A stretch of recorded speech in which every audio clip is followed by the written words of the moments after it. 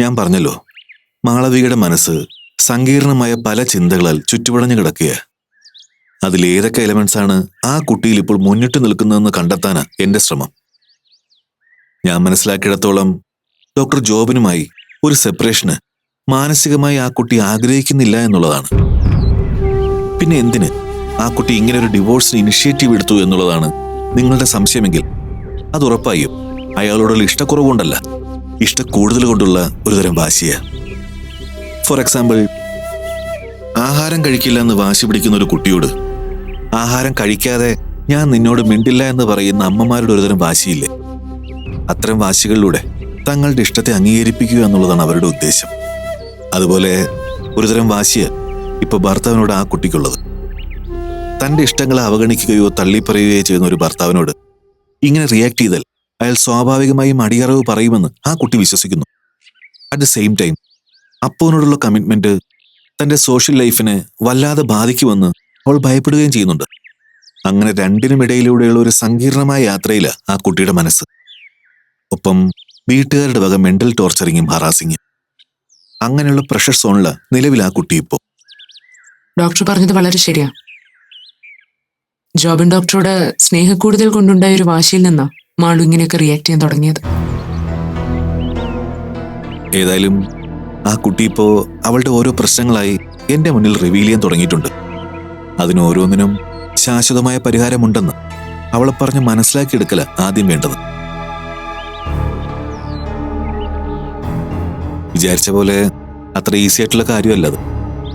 താനിപ്പോ ഉള്ളത് ഒരു സേഫ് സോണിലാണെന്നുള്ള വിശ്വാസം ആ കുട്ടിയിൽ ഉണ്ടാക്കിയെടുക്കുക എന്നുള്ളതാ ആദ്യം വേണ്ടത്. മാളുവിനെ എല്ലാ കാര്യങ്ങളും കൺവിൻസ് ചെയ്ത് പഴയ അവസ്ഥയിൽ എത്തിക്കാൻ പറ്റുമെന്ന് ഡോക്ടറിന് ഉറപ്പുണ്ടോ? It depends Nandan. എന്റെ ഒരു അസസ്മെന്റ് വെച്ച് നിലവിലുള്ള സാഹചര്യം അതിനനുകൂലമാണ്.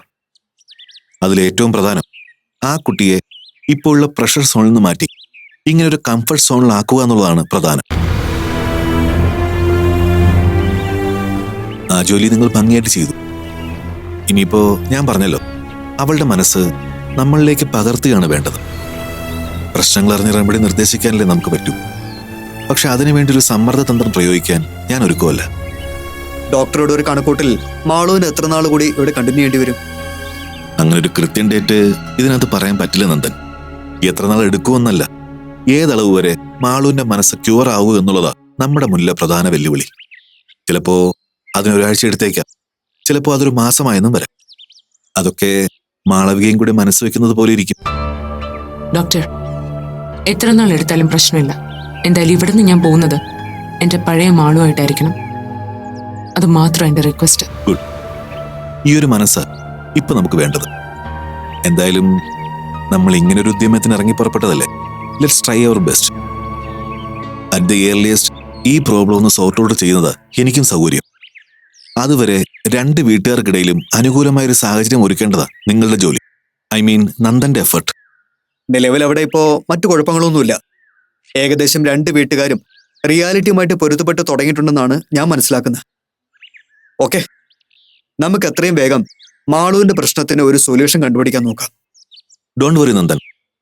മാളുവിന്റെ ഇപ്പൊ കാണുന്ന പുരോഗതിയിൽ എനിക്ക് വിശ്വാസമുണ്ട്. Let's hope for the best. Okay doctor, എല്ലാം ഞാൻ ഡോക്ടർക്ക് വിട്ടു തന്നിരിക്കുക. മാളുവിനെ കാണുന്നില്ലേ? ഇപ്പൊ കാണുന്നില്ല, ഇനി വരുമ്പോഴാവട്ടെ. Okay then. അപ്പൊ നിങ്ങൾ സംസാരിക്കും, ഞാൻ ഇറങ്ങാം. ശരി ശരി ഡോക്ടർ. ഡോക്ടർ പറഞ്ഞ പോലെ മാളുവിന്റെ റിക്കവറിക്ക് ഒരുപാട് സമയം എടുക്കുകയാണെങ്കിൽ നന്ദൻ സാറിന്റെ പോക്ക് വൈകുമല്ലേ? അത് സാരമില്ലപ്പോ, എനിക്കെപ്പോ വേണമെങ്കിലും പോവാലോ. അതിനു മുമ്പ് നിങ്ങളുടെ എല്ലാവരുടെയും പ്രശ്നങ്ങൾക്ക് ഒരു പരിഹാരം ഉണ്ടാവുകയാണെങ്കിൽ അത്രയും ആശ്വാസത്തോടു കൂടി എനിക്കെന്നുള്ളക്ക് യാത്ര പോവാലോ. അതുകൊണ്ട് ഇനി ഇതിനൊരു തീരുമാനമായിട്ട് ഡൽഹിയിലേക്ക് ഷിഫ്റ്റ് ചെയ്യുന്ന കാര്യം ഞാൻ ആലോചിക്കുന്നുള്ളൂ. എങ്കിൽ പിന്നെ ഞാനും അധികം ലേറ്റാക്കുന്നില്ല. അപ്പോ ഇറങ്ങാ. ആരുടെയും കണ്ണിപ്പെടാതെ വേണമല്ലോ യാത്ര. ശരി സർ, ഞാൻ ചെന്നിട്ട് വിളിക്കാം. Okay okay.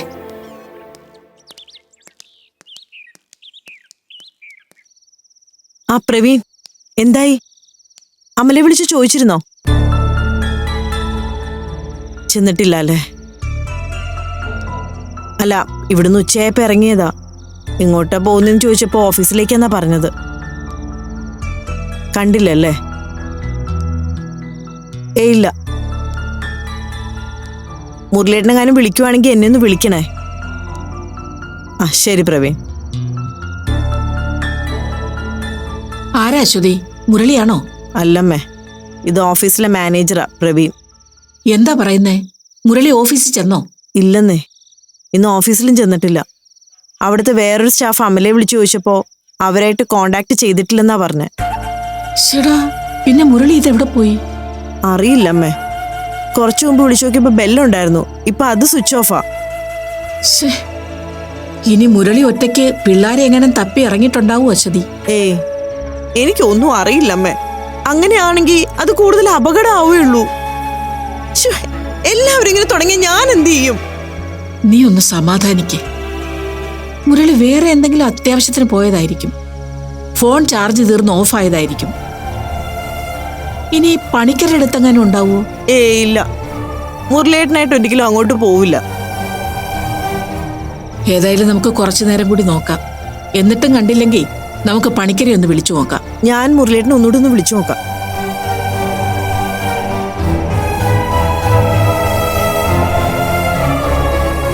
ഇല്ലമ്മേ, ഇപ്പോഴും സ്വിച്ച് ഓഫാ. നീ വിഷമിക്കാതെ, മുരളി ഇങ്ങ് വരുവന്നേ.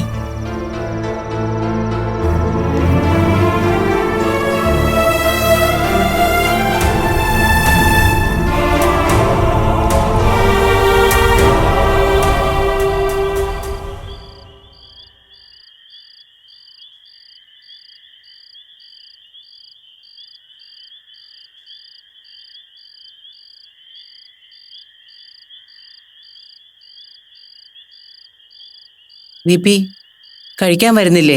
ഭക്ഷണം എടുത്തു വെച്ചു. കഴിക്കാം. ഞാൻ അപ്പോൾ വിളിച്ചിട്ട് നമ്പറിലേക്ക് ഒന്ന് ട്രൈ നോക്കിയിരുന്നു. ആ ഫോൺ ഇപ്പോഴും സ്വിച്ച് ഓഫാ. അതുകൊണ്ട് പ്രയോജനമുണ്ടെന്ന് തോന്നല്ലേ വി പി? ചിലപ്പോൾ എന്നെ വിളിക്കാൻ വേണ്ടി മാത്രമായിരിക്കും അപ്പോൾ ആ നമ്പർ സംഘടിപ്പിച്ചത്. അത് കഴിഞ്ഞാൽ നശിപ്പിച്ച് കളഞ്ഞിട്ടുണ്ടാവും. എപ്പോഴെങ്കിലും അത് ഉപയോഗിക്കുകയാണെങ്കിൽ അറിയാലോന്ന് വിചാരിച്ചിട്ടാ.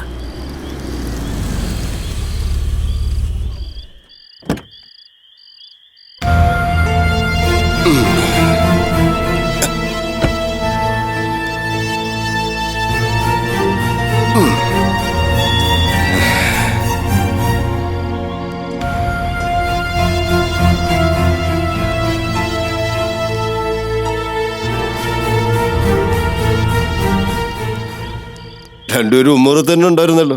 ദേ, ആരെങ്കിലും വെയിറ്റ് ചെയ്തിരിക്കുകയായിരുന്നോ? ഏയ്, ഞങ്ങൾ വെറുതെ നിന്നേ ഉള്ളൂ. അല്ല, മുരളിലെന്താ ഈ സമയത്ത്? എന്തെങ്കിലും ഇൻഫർമേഷൻ കിട്ടിയോ? എന്ത് ഇൻഫർമേഷൻ? അല്ലെങ്കിൽ ആർക്ക് വേണേ ഇൻഫർമേഷൻ? എടോ ഇ പി,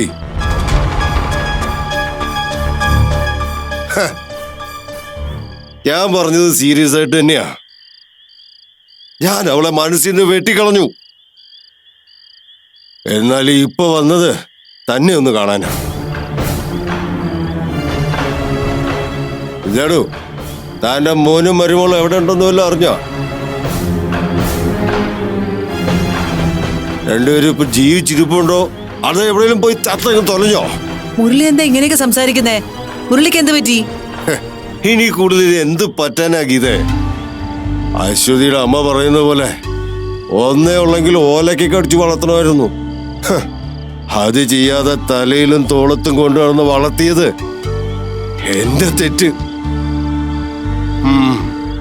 ആ തെറ്റിന് ഇനി ഇങ്ങനൊക്കെ പിഴയൊടുക്കി തീർക്കാന്നങ്ങ് വിചാരിച്ചു.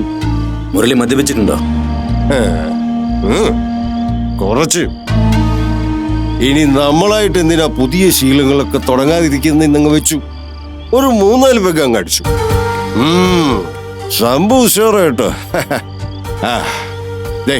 ഇപ്പൊ എല്ലാരൊക്കെ ഇങ്ങനെ ഒന്ന് ഫേസ് ചെയ്യാനും സംസാരിക്കാനും ഒക്കെ ഒരു ധൈര്യം തോന്നുന്നു.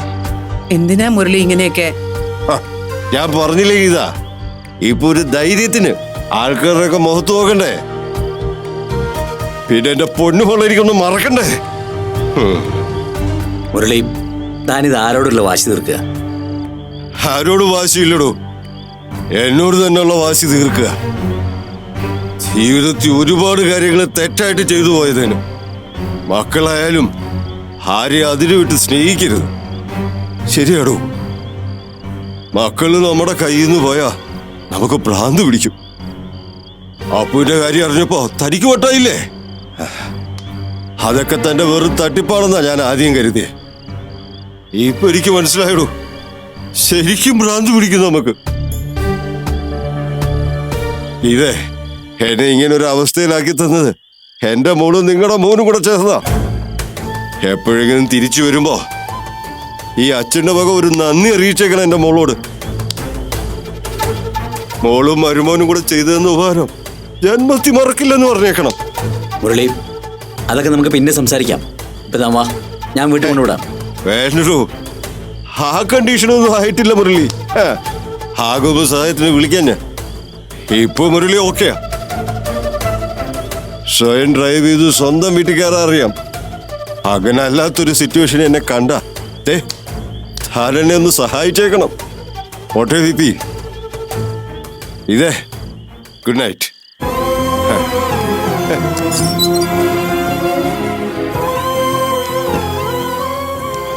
ഈശ്വര, അശ്വതി ഇതൊക്കെ എങ്ങനെ സഹിക്കുമോ എന്തോ.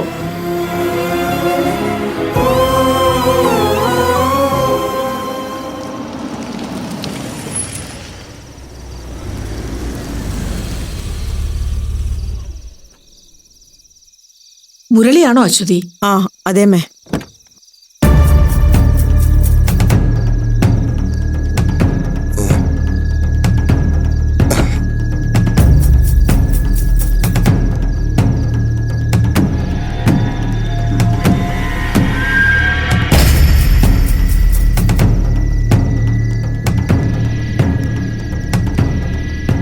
ഇത് എവിടെയായിരുന്നു മുരളിയേട്ടാ? ലേറ്റ് ആവുകയാണെങ്കിൽ വിളിച്ചു പറയണ്ടേ? ഞാൻ എത്ര പ്രാവശ്യം വിളിച്ചു, ഫോൺ ആണെങ്കിൽ സ്വിച്ച് ഓഫും. എവിടെയാ പോയത്? എന്താ പറ്റിയത്? ഞാൻ വേറൊരു വഴിക്ക് പോയതാ. സോറി, ഞാൻ കുറച്ച് ലേറ്റ് ആയി പോയി. മുരളിയേട്ടാ, മുരളിയേട്ടാ ഇങ്ങനെ? മുരളിയേട്ട മദ്യപിച്ചിട്ടുണ്ടോ? ഏയ്, അങ്ങനൊന്നുമില്ല. സത്യം പറ മുരളിയേട്ടാ, മുരളിയേട്ട മദ്യപിച്ചിട്ടല്ലേ വന്നത്? ലേശം കഴിച്ചു, ഒരു ഫ്രണ്ട് നിർബന്ധിച്ചിട്ട്. എത്രയെന്ന് വെച്ച സ്വഭാവത്തോടെ ബാക്കിയുള്ള മുന്നിൽ ചെന്ന് നിൽക്കുന്നത്. മനസ്സിനെ എരിയ അശ്വതി, തീയ തീ. എല്ലാം ഒന്നും മറക്കാനും തണുക്കാനും വേണ്ടി ഞാൻ സ്വല്പം കുടിച്ചു. അതിനിപ്പോ കുഴപ്പമൊന്നുമില്ല. I'm all right. മുരളിയേട്ടൻ എന്താ ഇങ്ങനെയൊക്കെ? ഈശ്വര, ഞാൻ എന്തൊക്കെയായി കാണുന്നേ? ഡോ worry Ashwathi, I'm all right. എനിക്ക് ഒരു കുഴപ്പമില്ല. അവ എനിക്ക് വല്ല കുഴപ്പമുണ്ടോ? മുരളിയൊന്നും കഴിക്കുന്നില്ലേ? നോ, ഞാനേ ബാറിന്ന് കഴിച്ചു. അശ്വതി, ഞാൻ ഓക്കെ കേട്ടോ. ഓക്കെ. എന്റെ ഈശ്വര, എന്താ അമ്മ ഇതൊക്കെ? ഇനി ഈ ഒരു കാഴ്ചയോടെ കാണാനുണ്ടായിരുന്നുള്ളൂ. ഇപ്പൊ എല്ലാം സമ്പൂർണമായി. എന്റെ സ്വാമി, പണിക്കരുടെ നശിച്ച സന്താനത്തിന് എന്നിങ്ങനെ തോന്നിയോ അന്നു മുതൽ ഈ കുടുംബത്തിന്റെ ആണിക്കല്ലൂരി തുടങ്ങി. ഇനി എന്തൊക്കെയാണാവോ കാണാൻ കിടക്കുന്നത്? എനിക്കിതൊന്നും കണ്ടിട്ട് സഹിക്കാൻ വയ്യ എന്റെ ഈശ്വര. ഞാൻ എങ്ങോട്ടെങ്കിലും പോവുക, ഏതെങ്കിലും അമ്പലനട ഭജന വരുന്ന അത്രയും സമാധാനം കിട്ടുമല്ലോ.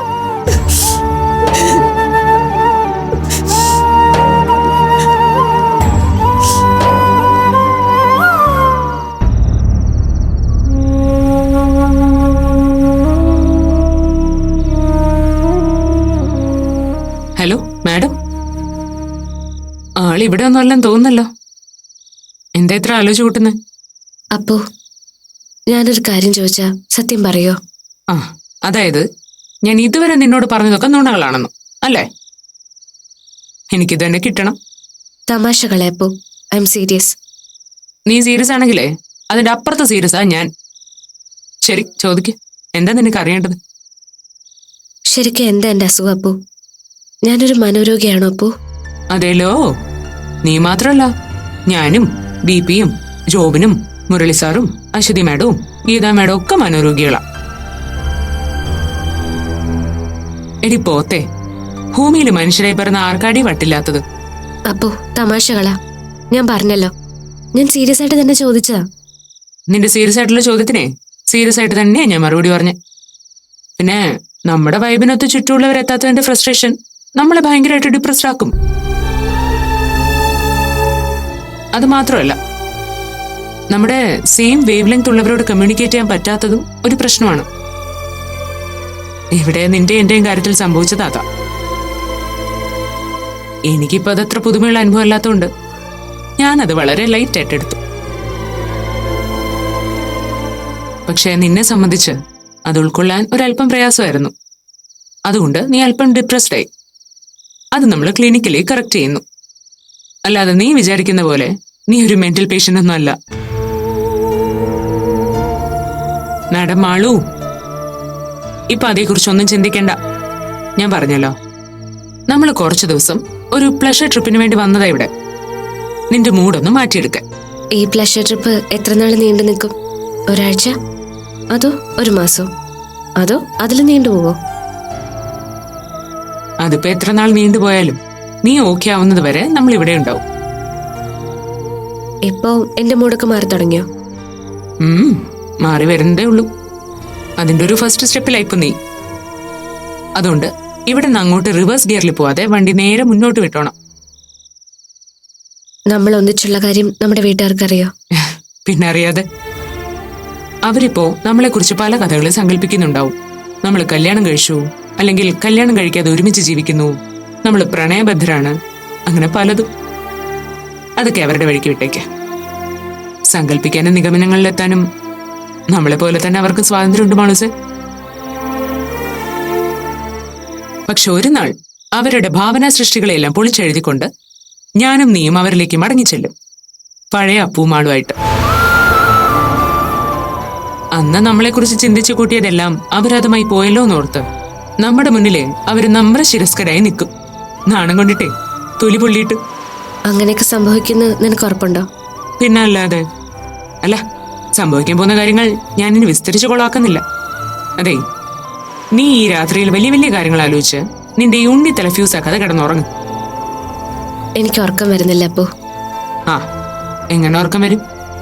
തലനിറ ആവശ്യമില്ലാത്ത കാര്യങ്ങൾ എടുത്തു വെച്ച് വേവിക്കല്ലേ. മക്കൾ ആ കാലമൊക്കെ അടുപ്പത്തുനിന്ന് മാറ്റി വെച്ചിട്ട് കിടന്നേ.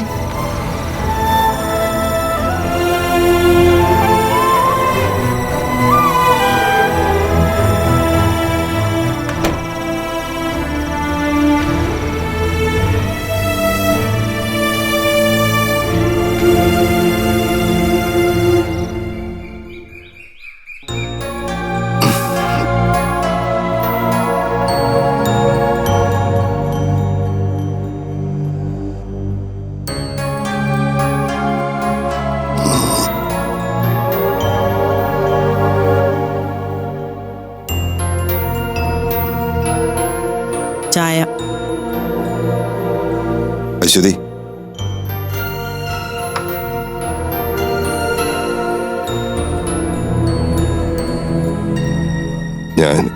ഞാൻ ഇന്നലെ വല്ലാതെ ബോറാക്കിയല്ലേ? ഇപ്പൊ മുരളിയേട്ടന് ഓർമ്മയുണ്ട് ഇന്നലെ ഏത് കോലത്തിൽ ഇവിടെ വന്നേന്ന്. ഞാൻ വിചാരിച്ചു ഉറങ്ങി എഴുന്നേറ്റപ്പോ അതൊക്കെ മറന്നുപോയിട്ടുണ്ടാവുന്നു. എങ്കിൽ പിന്നെ ഞാനായിട്ട് ഒന്ന് ഓർപ്പിക്കണ്ടെന്ന് വിചാരിച്ചു. നമ്മുടെ കല്യാണം കഴിഞ്ഞതിന് ശേഷം ഇത്രയും വർഷമായി ഇതുവരെ ഒരു തവണ പോലും മുരളിയേട്ടനെ മദ്യപിച്ച് ഞാൻ കണ്ടിട്ടില്ല. കമ്പനി പോലും പുതിയ കോൺട്രാക്ട് സൈൻ ചെയ്യുമ്പോൾ മുരളിയേട്ടൻ പാർട്ടി നടത്താറുണ്ട്. പക്ഷെ അന്ന് പോലും ഒരു കമ്പനി സേക്കിന് പോലും മുരളിയേട്ടൻ മദ്യപിച്ചതായി എന്റെ അറിവിലില്ല.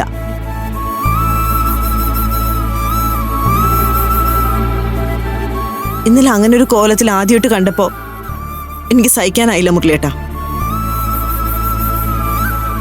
Sorry Ashwathi, really sorry. ഞാൻ ഇന്നലെ എന്തോ പെട്ടെന്നങ്ങനെ തോന്നി. വേണ്ടിയിട്ടൊന്നുമല്ല, മനസ്സിന്റെ ഭാരം ഒന്ന് ഇറക്കി വെക്കണമെന്നുണ്ടായിരുന്നു. എല്ലാം ഒന്ന് മറക്കാൻ വേണ്ടി. മദ്യപിച്ച എല്ലാം മറക്കാൻ പറ്റുമെന്ന് മുരളിയേട്ടന് ഉറപ്പുണ്ടോ? ഇന്നലത്തെ അനുഭവത്തിൽ നിന്ന് അത് ശരിയായെന്ന് ബോധ്യമായോ? എങ്കിൽ എനിക്കും കൂടെ ഒരു ഉപകാരം ചെയ്യണം. ഈ ശീലം എന്നെ കൂടെ ഒന്ന് പഠിപ്പിക്കണം. ഒക്കെ മറക്കാൻ ഞാനും ആഗ്രഹിക്കുന്നുണ്ട്. അതുകൊണ്ടാ.